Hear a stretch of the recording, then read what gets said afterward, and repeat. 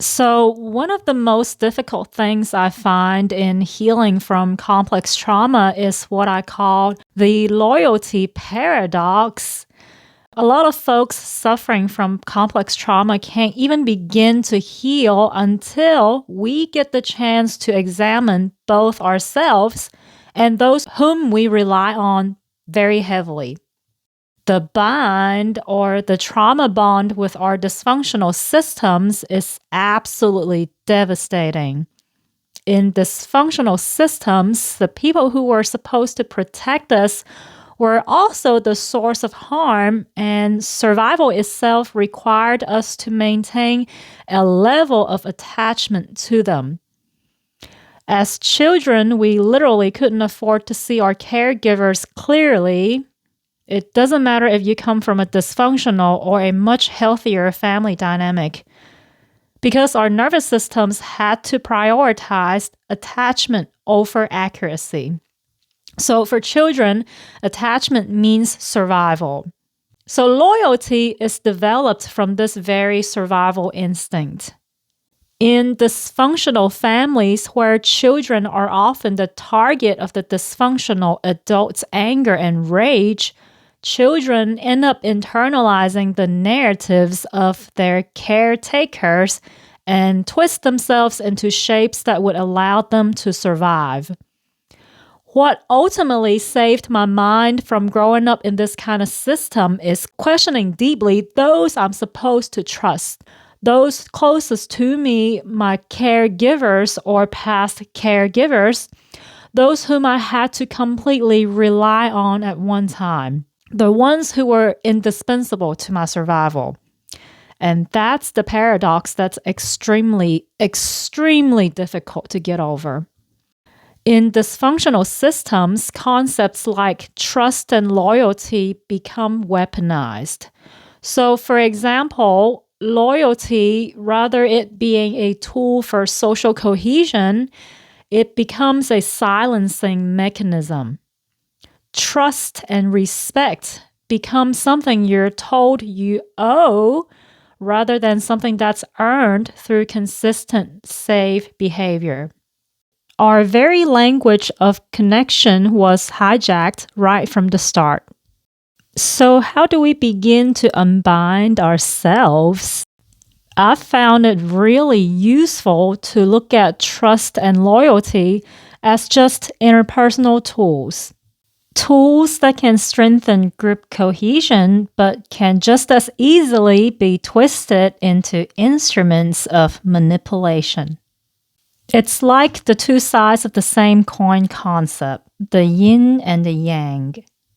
To help understand what might be hidden or have been suppressed, and this totally correlates a bit with Carl Jung's concept of shadow integration, right?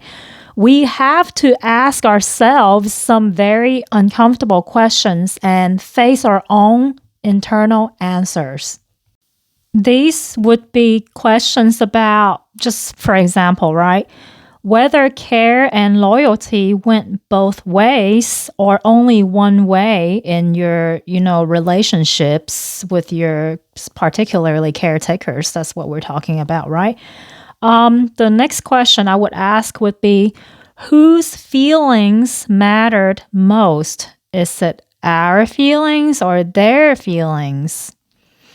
What topics still feel off limits or quote unquote wrong to think about critically? Which parts of who we are came from survival versus who we actually are, who we actually want to be? This is the part where we have to understand our values, right? And the last question that I would ask is, who or what system taught me that questioning equals betrayal? The reason why critical questions like these are not asked because they threaten the entire psychological architecture. So our entire sense of identity or our egoic self, if we want to get spiritual about it, that is.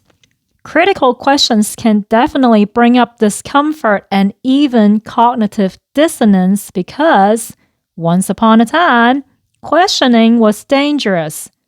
Knowing what was really happening was dangerous. But you know what? That little kid, the inner child, and that angry teenager who's trying to protect the little kid inside of us still frickin' remembers. But the same inner teenager now needs you, the one who's searching for healing and understanding. That's why you're here, right? They need you to step up and take charge of your own healing and your own life. One last thing I'd like to reiterate. Questioning the system that we grew up in is not betrayal. It's finally choosing yourself, choosing your healing, choosing your life, choosing your friends, and building your own healthy system. You don't owe anyone your silence about your own experience and how you feel about these experiences. The sense of debt that dysfunctional systems have put into you or into us, these so-called survival debts, aren't real debt. They're just in our head. The sense of loyalty to a system, to any system that has provided both physical survival and have harmed you is what keeps complex trauma survivors holding on to dysfunction. Thank you very much.